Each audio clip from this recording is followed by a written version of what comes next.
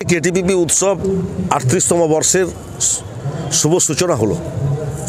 সেই উপলক্ষে বৈচিত্র্যের মধ্যে ঐক্যবদ্ধ ভারতবর্ষ বাংলা, সেই বৈচিত্র্যের মধ্যে ঐক্যবদ্ধ এই বার্তা মানুষের কাছে পৌঁছে দিয়ে উদ্বোধনী সঙ্গীতের মধ্য দিয়ে এই মেলার শুভ উদ্ঘাটন হলো।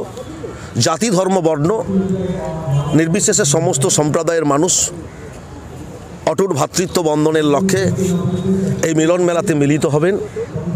আমরা আমাদের মানসিক অবস্থার পরিবর্তন ঘটাবো।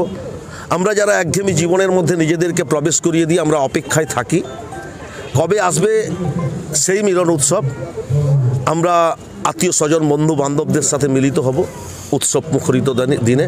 নিশ্চিতভাবে সকলকে পূর্ব মেদিনীপুর জেলা পরিষদের পক্ষ থেকে ইংরেজি নববর্ষের প্রীতি শুভেচ্ছা অভিনন্দন জ্ঞাপন করব।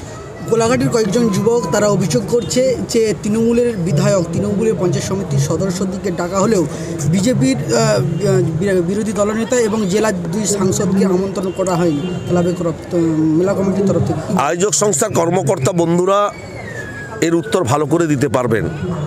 তবে আমার ব্যক্তিগত অনুভূতি থেকে বলবো, অভিযোগ যারা প্রত্যেকটা বিষয়ে করেন তারা এই বিষয় নিয়েও অভিযোগ করছেন। আর বিধায়ক, পঞ্চায়েত সমিতি, পঞ্চায়েত এটা কখনো নির্বাচনের পর বিজেপি তৃণমূল কংগ্রেসের থাকে না। আমি বিধায়ক নির্বাচিত হয়েছি মানে পটাশপুর বিধানসভা কেন্দ্রের 2,95,000 মানুষের প্রতিনিধি। আমি বিজেপির প্রতিনিধি না, আমি তৃণমূল কংগ্রেসের প্রতিনিধি না, আমি কংগ্রেস সিপিএমের প্রতিনিধি না, আমি মানুষের প্রতিনিধি। এটা সর্বপ্রথম স্মরণে রাখতে হবে।